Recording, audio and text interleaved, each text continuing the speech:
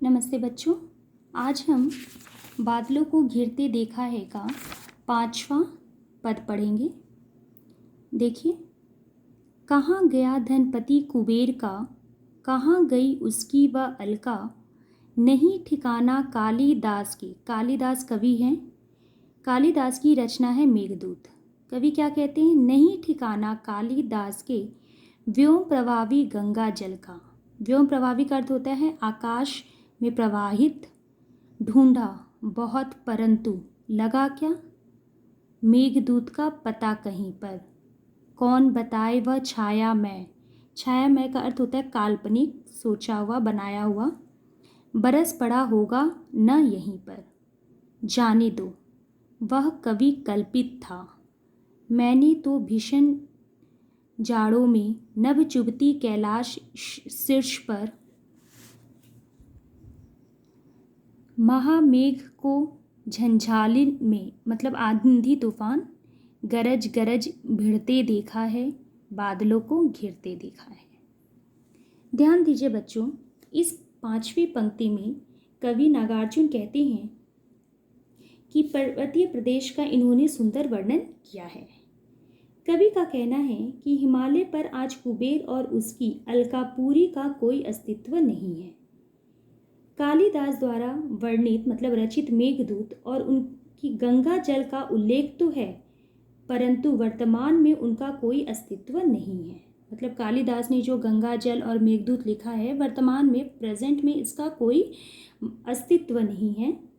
कवि को अभी तक पता नहीं कि मेघदूत का मेघ मतलब बादल कहाँ है। वह अनुमान लगाते हैं कि निश्चय वह कालिदास की कल्पना होगी, उन्होंने इमेजिन किया होगा, वह कहीं न कहीं बरस गया होगा।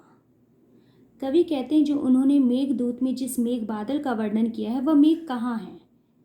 कवि यह भी अनुमान लगाते हैं कि वह जब मेघ कहीं दिख नहीं रहा है, हो सकता है कालिदास ने इसे काल्पनिक रूप में देखा हो, ठीक है, और वो कल्पना में ही वह मेघ बरस गया हो, क्योंकि जब मेघ घिरा रहता है तो वर्षा होती है। वह कहीं ना कहीं बरस गया होगा। कवि कहते हैं कि उसने सर्दी में कैलाश पर्वत की उच्च शिखरों पर तूफानी बादलों को आपस में संघर्ष करने के बाद बरसते हुए देखा है।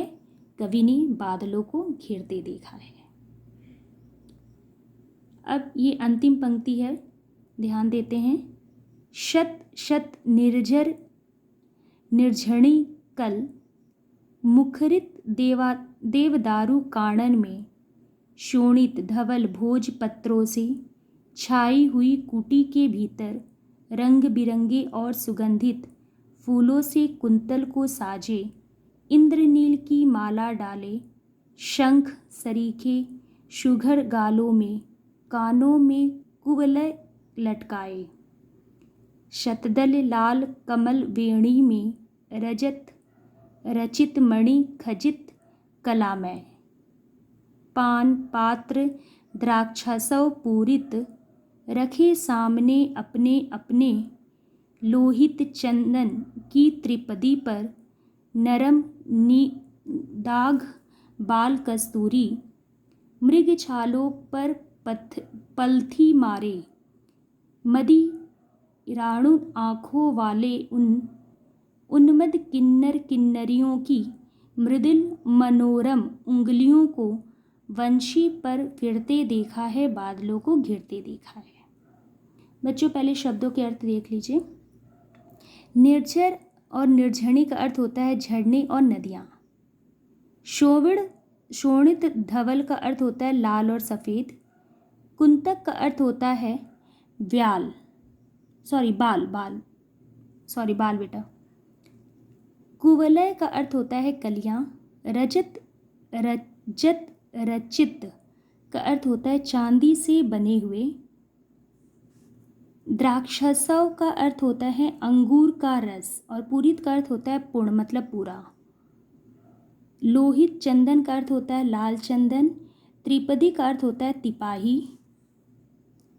निदाग का अर्थ होता है बिना दाग के, मतलब निशानी। मदिरा ऋण का अर्थ होता है शराब के नशे में। उन्मत्त का अर्थ होता है उन्मत्त। मनोरम का अर्थ होता है सुंदर। मृदुल का अर्थ होता है कोमल। आइए अब ये लास्ट पंक्ति का अर्थ हम समझते हैं। कवि क्या कहते हैं इस लास्ट पंक्ति में। इसमें कवि ने पर्वतीय प्रदेश के सौंदर्य और किन्नर जाति के काल्पनिक सौंदर्य और उनके प्रेम में जीवन का वर्णन किया है। कवि कहते हैं कि सैकड़ों झरने और नदियों के स्वर से पूर्ण देवदारू वृक्षों के वनों में लाल भोजपत्रों से बनी कुटियों में रंग बिरंगे और सुगंधित फूलों से अपने बालों को सजाए हुए किन्नर और किन्नरियां बैठे दिखाई देते हैं। इनके शंख जैसे गले में इंद्रनील मणियों की माला डाले हुए, कानों में कलियां तथा चोटी में लाल कमल धारण किए तथा कलापूर्ण ढंग से चांदी से बने मणियों से जड़े पान पात्र शोभित हैं। ये पात्र द्राक्षासव से पूर्ण हैं। ठीक है, द्राक्षासव मतलब अंगूर के शराब से बने हैं और अपने सामने लाल चंदन की तिपाही पर रखे हुए दिखाई देते हैं। ये सब कस्तूरी वाले मृग के चर्म से बने आसन पर बैठकर नशे में लाल नेत्रों से स्वयं को देखते हुए मस्त किन्नर युगलों को वंशी की मधुर ध्वनि प्रभावित करते हुए देखते हैं। कवि ने अंत में फिर यही कहा है, उन्होंने बादलों को घिरते देखा है। तो बच्चों, यहाँ पे आपकी व्याख्या पूर्ण होती है। तो मैं एक बार फिर से आपको बता देना चाहूँगी कि कवि ने पहली पंक्ति में प्राकृतिक प्रेम का परिचय देकर बादलों का सजीव रूप में मानवीकरण किया है। दूसरी पंक्ति में कवि ने हिमालय की चोटियों पर स्थित झीलों में हंस जैसे अनेक पक्षियों की व्याकुलता का वर्णन किया है। तीसरी पंक्ति में कवि ने हिमालय की प्राकृतिक सौंदर्य, पक्षियों के कलरव, चकवा चकवी के संबंध में बताया है। चौथी पंक्ति में कवि ने सैकड़ों फीट ऊंचे पर्वतीय प्रदेश की सुंदरता और कस्तूरी मृग के बारे में बताया है। पांचवें में कवि ने पर्वतीय प्रदेश के सौंदर्य का वर्णन किया है और आखिरी में कवि ने पर्वतीय प्रदेश के सौंदर्य, किन्नर जाति के काल्पनिक सौंदर्य और उनके प्रेम में जीवन का वर्णन किया है। तो यहाँ बच्चों आपकी कविता खत्म होती है। अगले वीडियो में हम प्रश्नोत्तर करेंगे। धन्यवाद।